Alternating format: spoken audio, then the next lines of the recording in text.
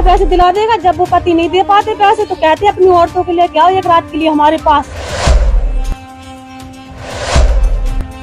ये महिला जो चिल्ला चिल्ला करके के थाने में खड़े होकर के बोल रही है, क्योंकि इसको बोला गया है कि एक रात को अपनी पत्नी को दे दो, सारा कर्जा माफ कर दूंगा।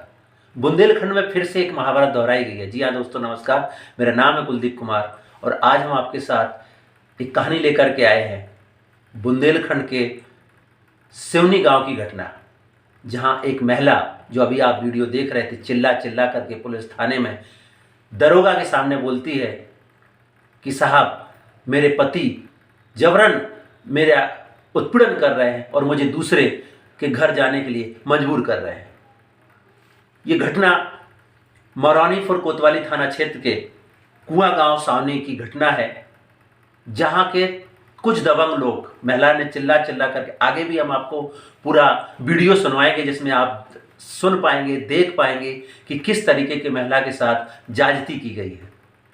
सावनी गांव के दो दबंग, जिसका नाम उस महिला ने गोटीराम महाराज और नन्नाजू, जो दोनों बड़े दबंग जाति किस्म के लोग हैं, जो आए दिन अपने घर के पास जुआ खिलवाते हैं और जुआ में बुंदेलखंड के इस गांव के आसपास के लोग वहां आकर के जुआ खेलते हैं। महिला ने यह भी आरोप लगाया, आगे आप वीडियो में देख पाएंगे, कि इनकी एक दुकान है, उस दुकान पे ये अवैध कच्ची शराब बेचते हैं और उस कच्ची शराब के बदले में वहां पे लोगों को दारू पिलाई जाती है, कर्जा बांटा जाता है। हमारे पति आनंद कुमार को भी कर्जा लिया था और 1000 रुपए के 50 रुपए रोज ब्याज के रूप में ये दबंग उस गांव में इन लोगों से वसूलते हैं।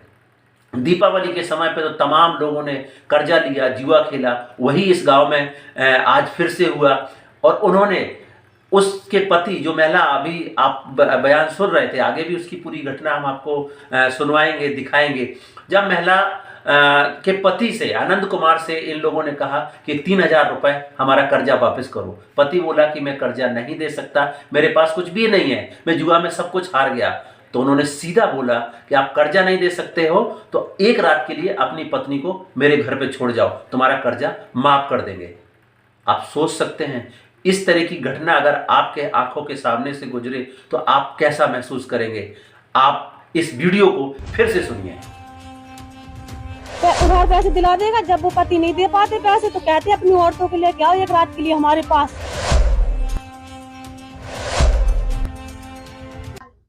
कौन सा गांव है आपका? सियावनी। ये क्या मामला है, क्या शिकायत है आपकी? ये शिकायत ये है कि मतलब हमारे जो पति हैं, जो मतलब दिवाली पे जुआ खेला इन्होंने, जुआ में मतलब पैसे मतलब उन लोगों ने उधार दिए। किसने उधार दिए? ये नन्नाजू है, एक गोटीराम महाराज है, जिन्होंने पैसे दिए। कई बार मेरे ससुर ने भी मना करा, कई बार मेरे दादाजी ने भी मना करा, उनके पैर भी छुए कि मेरे मतलब लड़के को पैसे मत देना, फिर भी नहीं मानते। हमने भी मना करा कि मेरे आदमी को पैसे मत देना। तो मतलब वहाँ बिठा के ताश खिलाते, वहाँ इनने किराने की दुकान खोल रखी, उसके पीछे कच्ची पक्की दारू बेचते हैं और वही मछली चिकन एकन बना के आदमियों को खिलाते, मतलब पति को जो भी जाते हैं उनको वहाँ खिला के पिला के। और जो गोटीराम महाराज है वो छूट डालते हैं, छूट डालने के बाद जो नन्नाजू है वो उधार दारू दे के और गोटीराम से पैसे दिलाता है, उधार मतलब उधार पैसे दिला के और उधार पैसे दिला देगा। जब वो पति नहीं दे पाते पैसे तो कहते अपनी औरतों के लिए क्या एक रात के लिए हमारे पास। आपसे कहा है? हाँ, हमसे कहा है, कई बार कहा, हमने कितने बार कर्जा दिया, जितने बार भी कहा उन लोगों ने। ठीक है, में अगर हार गए हो तो पत्नी को लाओ। हाँ, जुए में नहीं, जुआ हार जाते ना तो जैसे पति तो मजदूरी करता, वो तो चुका नहीं पाता, क्योंकि पत्नी है, 2 बच्चे हैं, पढ़ाई लिखाई का खर्चा वो कहाँ से देगा। तो कम से कम उसकी जगह जमीन है, उसके बीच उसे पैसे दे देते, फिर बाद में जब वो कर्जा नहीं दे पाता तो उसे मारने की भी धमकी देते कि तुझे मारूंगा। ठीक है, मारने के बाद बच्चों को गाली गलौज करते हो, मुझे भी गाली गलौज करते हैं और कहते हैं अपनी पत्नी को लेके आओ एक रात के लिए, जब हम पैसा तुम्हारा माफ कर देंगे। अच्छा, हाँ, पुलिस से शिकायत की? हाँ, पुलिस से शिकायत की थी। कल मैं 1:30 बजे गई थी एप्लीकेशन देने, पर पुलिस ने आज अभी तक कुछ आई नहीं हमारे गाँव में।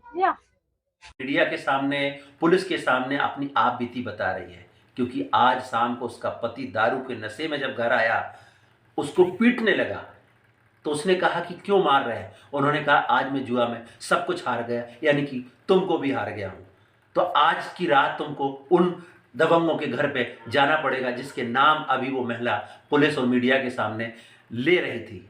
ये वही लोग हैं जो अपने घर में अवैध शराब का धंधा चलाते हैं, दुकान चलाते हैं, और आए दिन इनके घर पे सुबह से शाम तक मीट दारू मुर्गा होती है और लोगों को जुआ खिलवाया जाता है। वो जितना भी उनसे है वो पैसे हार जाते हैं तो उनकी पत्नियों को अपने घर बुलाया जाता है, जिस महिला ने एक आरोप लगाया है। ये घटना तो आज सामने आई है। ऐसी तमाम घटनाएं बुंदेलखंड में हर रोज घटती हैं जो कई बार सामने नहीं आ पाती हैं।